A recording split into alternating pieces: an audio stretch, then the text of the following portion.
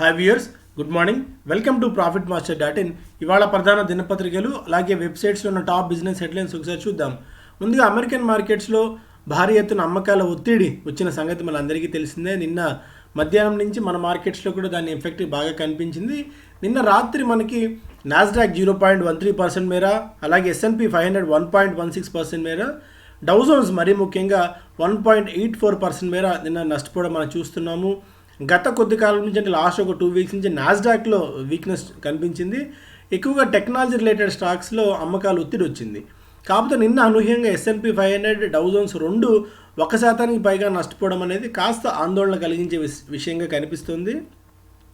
అయితే పూర్తి స్థాయిలో దీన్ని వరి అయిపోవాలా, మార్కెట్స్ మళ్ళీ ప్యానిక్ మోడ్లోకి వెళ్తున్నాయంటే మాత్రం చెప్పడం కొద్దిగా కష్టం. కానీ బట్ ఇక్కడైతే కొద్దిగా బ్రేక్ పడినట్టు కనిపిస్తుంది. ఎస్పెషల్లీ మనకి యూరోప్ నుంచి వస్తున్న నెగిటివ్ క్యూస్, మెయిన్గా యూరోప్లో మళ్ళీ కరోనా వైరస్ కేసుల సంఖ్య పెరుగుతోంది, లాక్డౌన్ విధిస్తారన్న భయాలు ఒకటి.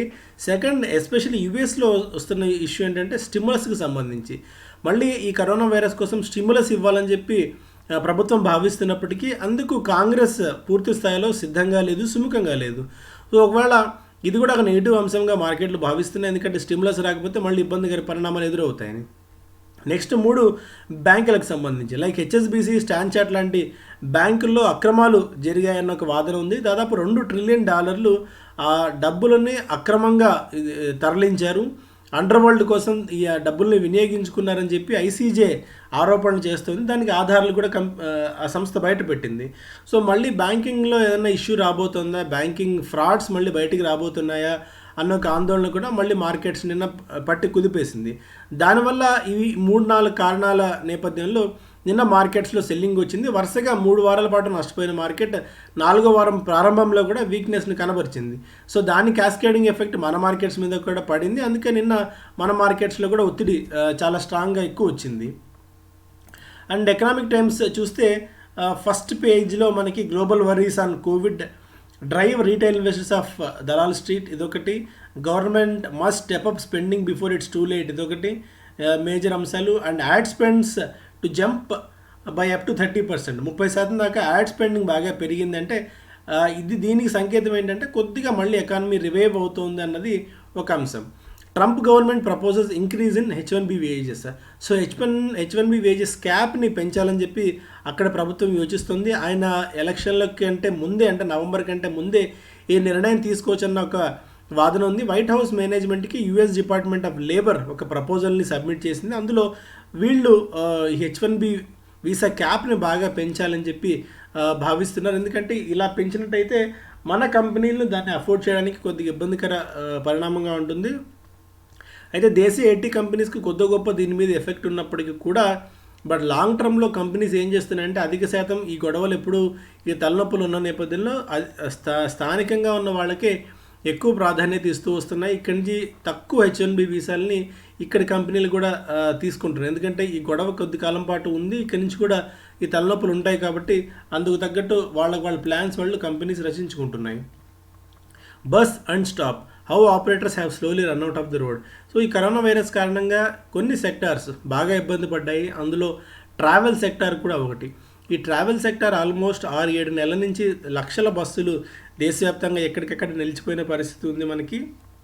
ఒకవేళ ఇప్పటికిప్పుడు రివైవ్ కాకపోతే, అంటే ఈ వైరస్ కనుక రివైవ్ కాకపోతే ఈ మారటోరియం తీసుకున్నాయి, అంటే మారటోరియం సౌకర్యాన్ని ఈ సంస్థలన్నీ, ట్రాన్స్పోర్ట్ సంస్థలన్నీ అధిక శాతం తీసుకున్నాయి.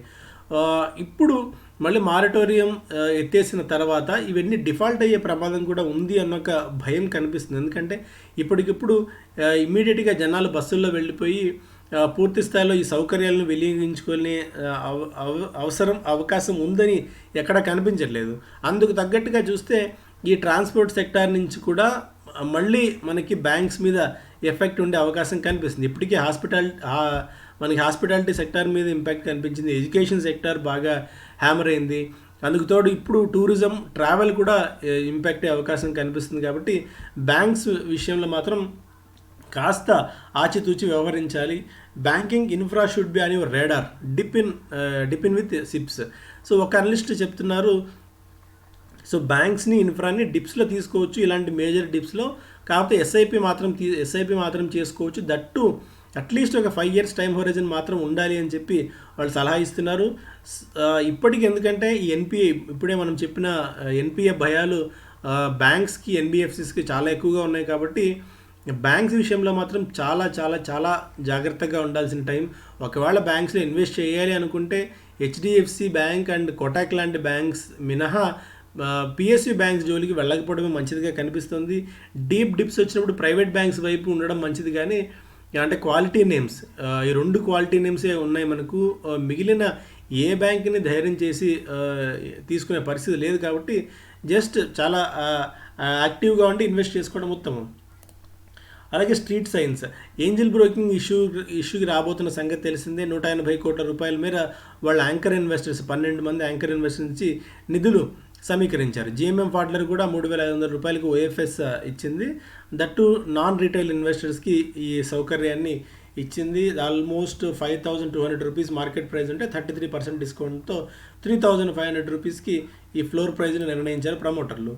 Banks move $2 trillion defying money laundering orders. ఇంతకుముందు మనం చెప్పుకున్నాం కదా. సో మనీ లాండరింగ్ కేసు ఆరోపణలు ఈ కంపెనీస్ మీద అన్నిటి మీద కనిపిస్తున్నాయి. జేపీ మోర్గాను, డాయిష్ బ్యాంకు, అందులో హెచ్డిఎఫ్సి, హెచ్ఎస్బిసి హోల్డింగ్స్, స్టాన్చార్ట్ లాంటి కంపెనీస్ కూడా కనిపిస్తున్నాయి. బ్యాంక్ ఆఫ్ న్యూయార్క్ లాంటి కంపెనీస్ అంటే పెద్ద పెద్ద బ్యాంక్స్ దాదాపు $2 trillion మేర మనీ లాండరింగ్కి పాల్పడ్డాయన్న ఒక ఆరోపణల్ని ఈ సంస్థ సూచిస్తుంది. దాదాపు 1990 నుంచి 2017 వరకు వివిధ డాక్యుమెంట్లను ఈ సంస్థ బయటపెట్టింది.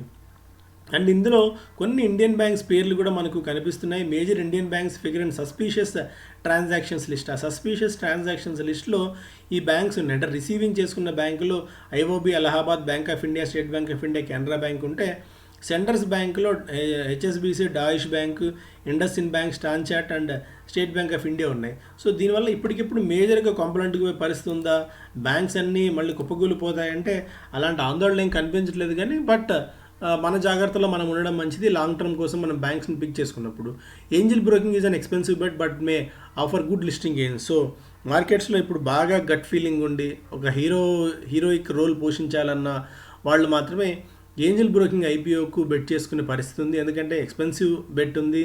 ఇప్పుడున్న మార్కెట్ కండిషన్స్లో మిగిలిన సెక్టార్లు వేరు, ఈ సెక్టార్ వేరు. మార్కెట్స్ రిలేటెడ్ సెక్టార్ ఎట్లా ఉంటుందంటే ఇప్పుడు మార్కెట్స్ బాగా ఉన్నప్పుడు, బుల్ మార్కెట్స్ ఉన్నప్పుడు జనాలంతా రీటైల్ ఇన్వెస్టర్స్ ఎగబడతారు, రోజు స్టాక్ పర్చేస్ చేస్తారు, కంపల్సివ్ ట్రేడర్స్ అవుతారు.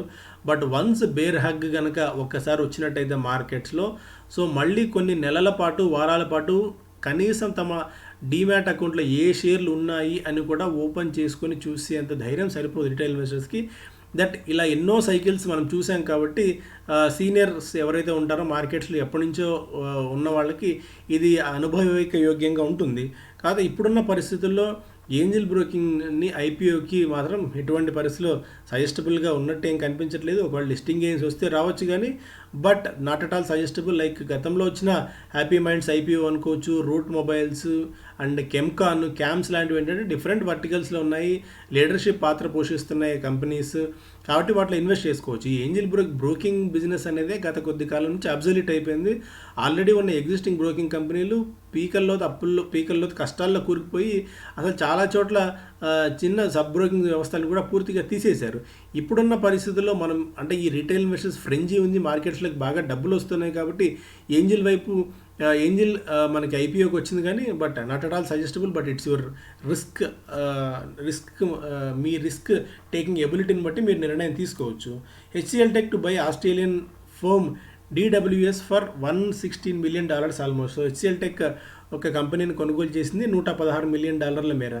సో మెల్లగా ఎక్స్పాన్షన్ దిశగా ఈ కంపెనీ కూడా అడుగులేస్తుంది. CLSA bullish and media companies as ad revenues recover. Ad revenues పెరుగుతున్న నేపథ్యంలో సిఎల్ఎస్ఏ ఈ మీడియా కంపెనీస్ తమ టార్గెట్ ప్రైస్ను సవరించింది. జీ ఎంటర్టైన్మెంట్కు 255 నుంచి 280కి, సన్ టీవీకి 490 నుంచి 590కి, డిష్ టీవీకి 10 to 18, Jagran Prakashan 50 to 59 and DB కార్ప్కి 120 నుంచి 124 రూపీస్ వరకు ఈ టార్గెట్ ప్రైజ్లు సవరించింది. సో మిడ్ అండ్ మరీ ఎక్స్ట్రీమ్ మైక్రో క్యాప్, స్మాల్ క్యాప్స్లో ఈ సెక్టార్లో ఉండడం కాస్త అప్రమత్తంగా ఉండడం మనకు మంచిది. ఇక బిజినెస్ స్టాండర్డ్ చూస్తే గ్లోబల్ సెల్ ఆఫ్ గురించి ఒక న్యూస్, అలాగే Reliance cap lenders appoints SBI caps JM finance to sell assets. ఇదొక న్యూస్ ఉంది. Setting up a bad bank good idea Rajan చెప్తున్నారు. Government hikes rabi MSP minimum support price to douse farmers ire. So ఇప్పుడున్న తరంలో కొద్దిగా ఫార్మర్స్ని cool చేసేందుకు ప్రభుత్వం ఈ రబీ ఎంఎస్పిని కొద్దిగా పెంచబోతుందని ఒక వార్తలు మనకు ఉన్నాయి. సో ఇది కొద్దిగా రూరల్ పుష్ని పరోక్షంగా పెంచేందుకు కారణమవుతుంది. అండ్ బిజినెస్ స్టాండర్డ్లో మరొక news, packaged food firms may witness growth rebound suit. So packaged food industry, ఎందుకంటే ఇక్కడి నుంచి రెస్టారెంట్స్లో జనాలు తినడానికి అంత ఆసక్తి చూపించకపోవచ్చు. Ready to cook and packaged food కోసమే ఎక్కువగా జనాలు మరికొద్ది కాలం పాటు ఆసక్తి కనబరిచే అవకాశం ఉంది. కాబట్టి ఇదే స్పేస్లో ఉన్న ITC, Nestle, Britannia, Pratap snacks, Hindustan liver లాంటి కంపెనీస్లో బెట్ చేసుకోవచ్చు అన్నది కొంతమంది అనలిస్టులు చెప్తున్నమాట. సో వాల్యుయేషన్స్ పరంగా చూస్తే valuations are also concern for Britannia and Nestle which are trading at 45 and 60x.